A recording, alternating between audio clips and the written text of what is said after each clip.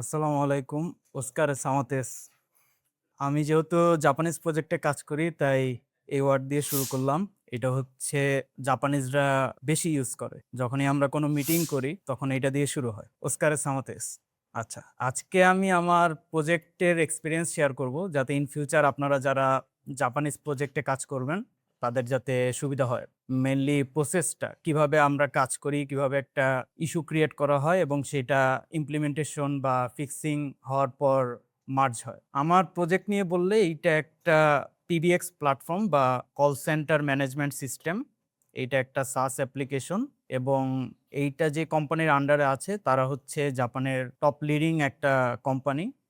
এই প্রজেক্ট দিয়ে মেইনলি হচ্ছে inbound, outbound call, SMS, chat এবং আরো অন্যান্য অনেক ফিচার আছে। এটা অনেক বড় একটা প্রজেক্ট। এইটা মনোরিপো আর্কিটেকচার ফলো করে। আমার কাছে যেটুকু অ্যাক্সেস আছে এইখানে হচ্ছে মূলত ২ টা ফ্রন্ট এন্ড পার্ট, একটা হচ্ছে ব্যাক এন্ড পার্ট। এটা একটা ফুল স্ট্যাক অ্যাপ্লিকেশন। তো এইখানে মাল্টিপল ল্যাঙ্গুয়েজ ইউজ করা হয়, ফ্রেমওয়ার্ক ইউজ করা হয়। ব্যাক এন্ডের জন্য আমরা PHP ইউজ করি, PHP 8 ভার্সন। আর Laravel হচ্ছে আমরা এখনো আউটডেটেড ভার্সনে আছি, সেটা হচ্ছে Laravel 6। আর ফ্রন্ট এন্ডে আমরা হচ্ছে AngularJS ইউজ করি ভার্সন 18। এছাড়াও আমাদের আরো বিভিন্ন ফ্রেমওয়ার্ক ইউজ করা হয়, যেমন GraphQL ইউজ করা হয়। আমাদের কল সিস্টেমের জন্য Asterisk নামে একটা ওপেন সোর্স ফ্রেমওয়ার্ক আছে, ওইটা ইউজ করা হয়। আমাদের কাজের প্রসেসটা যেভাবে হয় সেটা নিয়ে একটু বলি। আমাদের সবকিছুই GitLab এ মেইনটেইন করা হয় এবং স্পেসিফিকেশন রিলেটেড যেই ডকুমেন্টেশন গুলো আছে এইগুলা Atlassian এর Confluence নামে একটা প্ল্যাটফর্ম আছে, সেখানে আমরা লিখি। এটাকে আমরা উইকি বলি আরকি। আর যখন হচ্ছে কোনো একটা নতুন ইমপ্লিমেন্টেশন করার প্রয়োজন হয় বা কোনো একটা বাগ ফিক্সিং করার প্রয়োজন হয়, সেইটা আমাদের স্পেসিফিকেশন টিম আছে, তারা সেইটা হচ্ছে GitLab এ একটা ইস্যু ক্রিয়েট করে। দেন সেখান থেকে পুরা জিনিসটা কনফার্ম হয় যে অ্যাকচুয়ালি আমাদের কতটুক করা লাগবে। এরপর সেখান থেকে আমাদের কাছে আসে। এই প্রজেক্টে অনেকগুলো টিম কাজ করে। আমি যে টিমে কাজ করি সেখানে মূলত একজন প্রজেক্ট ম্যানেজার আছে এবং আমরা ২ জন ডেভেলপার আছি।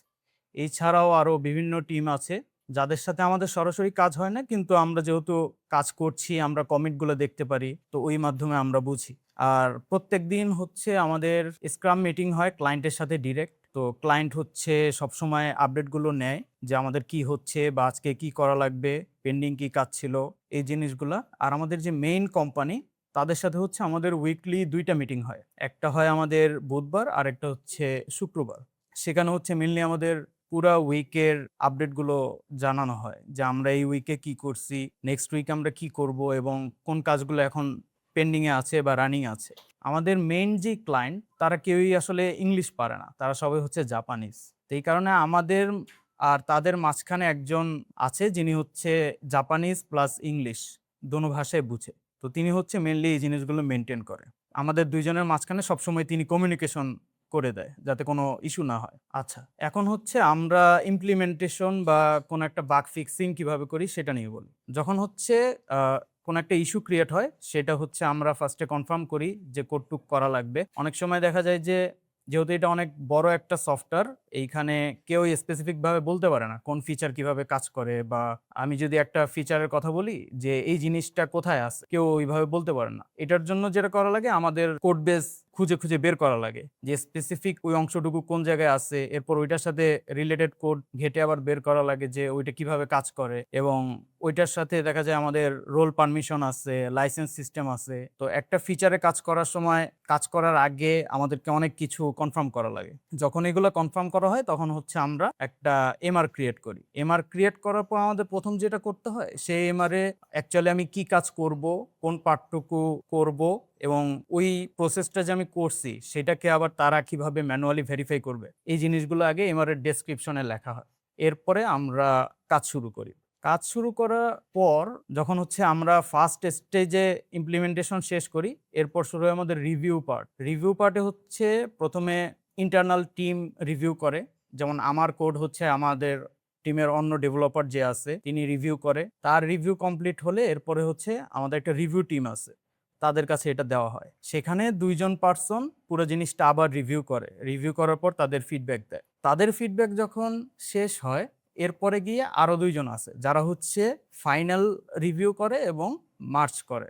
এর মাঝখানে আবার হচ্ছে এআই রিভিউ আছে। যেমন আমাদের GitLab-এ হচ্ছে এআই দিয়ে রিভিউ করার অপশন আছে। আমরা রিভিউ বট কল করি। সেখানে হচ্ছে Claude এবং Codex এই ২ টা মডেল হচ্ছে ফুল ইমপ্লিমেন্টেশনটা রিভিউ করে। আমার এই প্রজেক্টে হচ্ছে Claude-এর অ্যাক্সেস আছে। অন্যান্য যেমন অনেক জাপানিজ প্রজেক্টে দেখা যায় যে এআই ইউজ করতে দেয় না, কিন্তু আমাদের প্রজেক্টে আবার এইটা আছে। এইটার একটা মেইন রিজন হচ্ছে যেহেতু আমরা স্পেসিফিক বলতে পারি না আমাদের ফিচারগুলা কোথায় আছে বা কিভাবে বের করতে হবে। তো Claude আমরা ইউজ করলে এই জিনিসটা খুব ইজি হয়ে যায়। প্লাস ইমপ্লিমেন্টেশন গুলো আমরা খুব ফাস্ট করতে পারি। আবার আমাদের এই প্রজেক্টে কিছু রুলস আছে কোডিং, যেগুলো হচ্ছে আমাদেরকে স্ট্রিক্টলি মেইনটেইন করা লাগে। যেমন আমরা ডিডিডি প্যাটার্ন ফলো করি। ক্লায়েন্ট সবসময় চায় কোড হচ্ছে একটা স্পেসিফিক স্ট্যান্ডার্ড ফলো করবে। এর বাহিরে যদি কখনো কিছু করা হয় তাতে হচ্ছে ফিডব্যাক চলে আসে।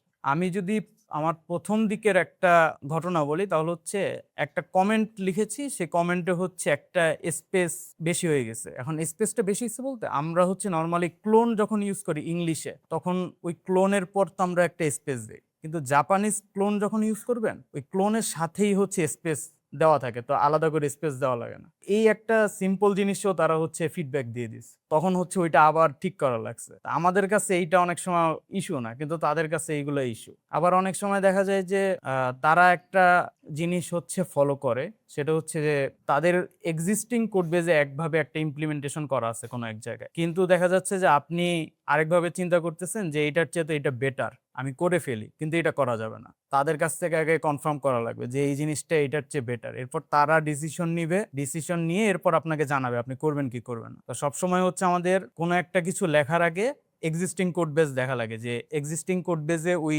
সেম টাইপ অফ ইমপ্লিমেন্টেশন আছে কিনা।